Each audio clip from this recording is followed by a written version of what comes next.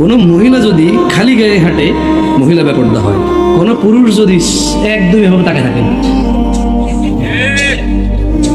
পুরুষের আবার বেপরদা হয় না। দারুণ জিনিস। হ্যাঁ, বাপ রে বাপ, পুরুষের কি সুবিধা, ঠিক না ইসলামে?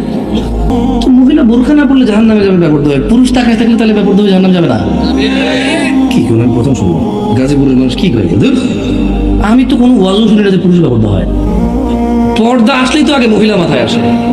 তো তাহলে ছেলেরা যে এই স্কুলগুলো ছুটি দিলে, মাদ্রাসাগুলো ছুটি দিলে যে এভাবে চুল প্যারেং প্যারেং করে কাইটা, এই যে মানে একদম জিন্স টাই প্যান্ট শার্ট পুরো আইফোন হাতে নিয়ে, হ্যাঁ, একটা সিগারেট এভাবে হাতে নিয়ে, হ্যাঁ, এভাবে স্টাইল করে দাঁড়ায় থাকে, এভাবে বাইকের মধ্যে হেলান দিয়ে এভাবে, তাহলে ও ব্যাপারটা হয় না?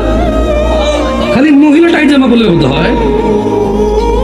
মানে যখন পুরুষ এভাবে জিন্স বডি শর্টি ডোলে শোলে, হ্যাঁ, এভাবে ফুলায়া যখন যখন গার্মেন্টস ছুটি দেয় তখন দাঁড়ায় থাকে ওখানে, ও ব্যাপারটা হয় না? তো আমরা তো সারা জীবন হুজুরি গুলো ব্যাপার দিল মহিলা, এখন আমরা এখন ব্যাপারটা পুরুষ। এই তোমরা রেকর্ড করে গাজীপুর মানুষ আমি করি, আমি গেছি, আমরা বলছি পুরুষ ব্যাপারটা। অবশ্য কোরআনে আল্লাহ সূরা নূরে বলে দিয়েছে, বুঝছেন? আপনি ভুল করেন না, সূরা নূরে আল্লাহ বলছে